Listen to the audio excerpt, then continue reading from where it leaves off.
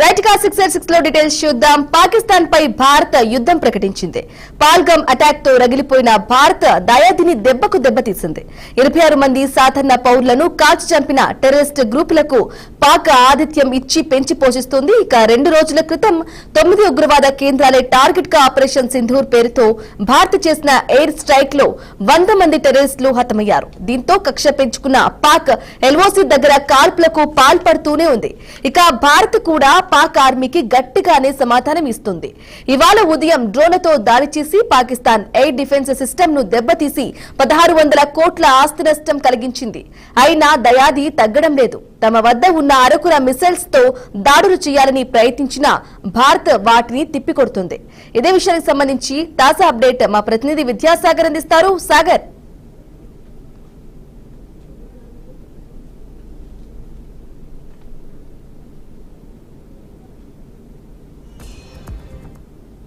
ఉగ్రదాడులకు వ్యతిరేకంగా భారత్ అన్ని కోణాల్లో ఆలోచించి సమగ్రమైన సింధూర్ ఆపరేషన్ అని ఒక ఆపరేషన్ చేపట్టింది. ఈ ఆపరేషన్ లో భాగంగా 7వ తేదీ పాకిస్తాన్ లోని ఉగ్రవాద టెర్రరిస్టుల యొక్క 9 బేస్ క్యాంపుల్లో భాగంగా 7వ తేదీ పాకిస్తాన్ లోని ఉగ్రవాద టెర్రరిస్టుల యొక్క 9 బేస్ క్యాంపులను గుర్తించి విచక్షణ రహితంగా ఉగ్రవాదుల మీద తాండవం చేసింది, ఉగ్ర తాండవం చేసిందని చెప్పొచ్చు. సుమారుగా 80 నుంచి 100 మంది కరుడుగట్టిన ఉగ్రవాదులను అయితే హతం చేసింది.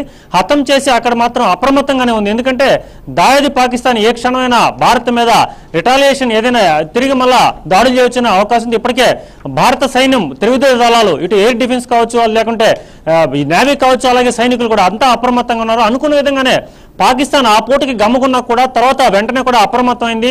భారత్లోని పలు నగరాలను సైనిక కేంద్రాలను టార్గెట్ గా చేసుకుని గత రాత్రి నుంచి విపరీతమైన మిసైల్స్ కావచ్చు, అరకుర డ్రోన్లతో అయితే ఒక రకమైన యుద్ధ వాతావరణం అయితే నెలకొల్పిన పరిస్థితుంది. సో పాకిస్తాన్ నుంచి వచ్చిన డ్రోన్లు కావచ్చు, అలాగే ఇతర అన్ని రకాల మిసైల్స్ కావచ్చు, భారత్ ఎయిర్ డిఫెన్స్ సమర్థంగా అడ్డుకుందని చెప్పొచ్చు. ఈ క్రమంలోనే పాకిస్తాన్ చేసిన ఈ కుట్రల ప్రయత్నాలకి భారత్ కూడా గట్టిగానే సమాధానం చెప్తున్నట్టు మనకు పూర్తి సమాచారం ఉంది. ఇప్పటికే పాకిస్తాన్ లోని లాహోర్ కావచ్చు, పెషావర్ కావచ్చు, కెట్టా కావచ్చు, ఇలా అనేక ప్రాంతాల మీద నేరుగా కూడా సివిలియన్స్ మీద దాడి చేయకుండా పాకిస్తాన్ కి సంబంధించిన ఎయిర్ డిఫెన్స్ కావచ్చు, రక్షణ సంబంధించిన వ్యవస్థలు కావచ్చు కుప్ప కూలుస్తోంది.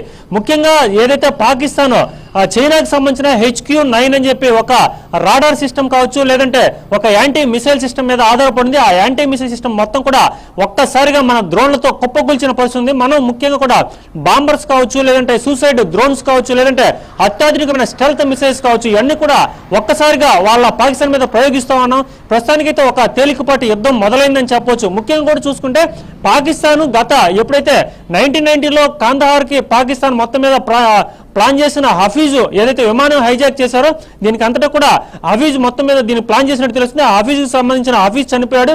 హఫీజ్ తో పాటుగా 10 మంది కుటుంబ సభ్యులు కూడా చనిపోయారు.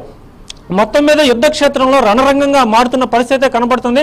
కానీ పాకిస్తాన్ ఎటువంటి ప్రయత్నాలు చేసినా వాటిని తిప్పుకొట్టేందుకు భారత సైన్యం అయితే అప్రమత్తంగా ఉంది. ఇదే క్రమంలో కూడా ఇప్పటికే పంజాబ్ కావచ్చు, లేదంటే రాజస్థాన్ మొత్తం మీద 1070 కిలోమీటర్ల వరకు పాకిస్తాన్ తో సరిహద్దులు పంచుకుంటుంది. ఈ సరిహద్దులు మొత్తం కూడా సీజ్ చేస్తూ భారత సైన్యం అయితే ఒక నిర్ణయం తీసుకుందంటే కనిపిస్తే కాల్చివేత. ఇప్పటికే పాకిస్తాన్ కి సంబంధించిన ఒక వ్యక్తి ఈ బార్డర్కి రావడం, నిన్న పంజాబ్ లో అతన్ని కూడా కాల్చి చంపిన పరిస్థితి ఉంది. సో మొత్తం మీద దగ్గరలోని మొత్తం పంజాబ్ కావచ్చు, ఇటు రాజస్థాన్ కావచ్చు, జమ్మూ కాశ్మీర్ లో హై అలర్ట్ ప్రకటించారు. మొత్తం పాఠశాలలు 2 రోజులు మొత్తం సెలవులు ప్రకటించిన పరిస్థితి. మొత్తం కూడా సైన్యం మోహరింపులు, అలాగే రక్షణ వ్యవస్థలో ఏదైతే మనం రష్యా నుంచి దిగుమతి చేసుకున్న S-400 యాంటీ మిసైల్ సిస్టమ్ ఇదైతే అప్రమత్తంగా ఉంది. అలాగే భారత్ సొంతంగా తయారు చేసుకున్న ఎయిర్ డిఫెన్స్, ఎయిర్ డోమ్స్ వ్యవస్థలు కూడా మొత్తం కూడా అప్రమత్తంగా ఉన్నాయి. సో ఈ క్రమంలోనే భారత్ అయితే పూర్తి అప్రమత్తం ఉంది. పాకిస్తాన్ తో యుద్ధం వచ్చినా కూడా పూర్తిగా చేసే పరిస్థితి. దీనికి సంబంధించి నెల్లూరులో కూడా ఇప్పటికే అనేక మంది దీనికి సంబంధించి చదువుకున్న వాళ్ళు సామాజికత కూడా మనతో ఉన్నాడు మాట్లాడడానికి. చెప్పండి, ఇప్పుడు పాకిస్తాన్ తో యుద్ధం మొదలయ్యే అవకాశం ఉంది, పాకిస్తాన్ రక్షణ వ్యవస్థను కూలుస్తా ఉన్నాం, ఇలాంటి పరిస్థితులు మీరు ఏ విధంగా ఫీల్ అవుతున్నారు ఒక హిందూగా, ఒక భారతీయుడిగా? సార్, ముందుగా హిందూగా లేదంటే ఇంకోటి అంటే ఒక మతాన్ని తీసి పక్కన పెడితే మనం అంతా భారతీయులం అండి. నిజంగా పహల్గామ్ ఘటన ఒక దుర్ఘటన చాలా నిజంగా ఒక హేమమైన చర్య. పాకిస్తాన్ ఉగ్రమూలకులు మన భారతదేశపు ఆడపడుచుల నుదుటి సింధూర తిలకాన్ని తుడిచేసిన ఈ యదవల్ని కేవలం 25 నిమిషాల్లో 9 ఉగ్రవాద స్థానాలను శివతాండం ఆడారు నిన్న మన త్రివిధ దళాలు.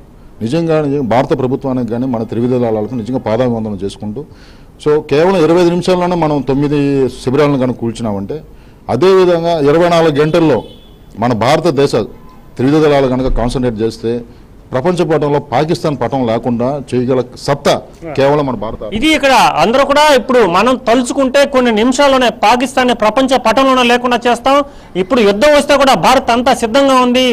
ఒక భారతీయుడిగా తాను గర్విస్తున్నాను, భారత్ ఉగ్రవాదుల మీద శివతాండవం చేస్తుందని చెప్పి సగటు వ్యక్తి కూడా మనతో పంచుకున్న భావాల పరిస్థితి. సో చూడాలి, యుద్ధం మొదలైన కూడా భారత్ వెనకడుగేసే పరిస్థితి లేదు. పాకిస్తాన్ ఈసారి మాత్రం వదిలే ప్రసక్తే లేదని చెప్పి ఇటు మొత్తం సైన్యాధిపతులు కావచ్చు, ఇప్పటికే హోంశాఖ చాలా క్లియర్ గా ఉంది, రక్షణ శాఖ చాలా క్లియర్ గా ఉంది. రాజ్నాథ్ సింగ్ కూడా ఒక క్లియర్ కట్ వార్నింగ్ ఇచ్చాడు కొద్దిసేపటికైతే. పాకిస్తాన్ మరోసారి ఏమైనా తేడాలు చేస్తే దానికి ఖచ్చితంగా తాము బుద్ధి చెప్తామని కూడా రక్షణ శాఖ చెప్పిన పరిస్థితి ఉంది. Right Sagar, thank you for the updates. Bharat అత్యాధునికానికి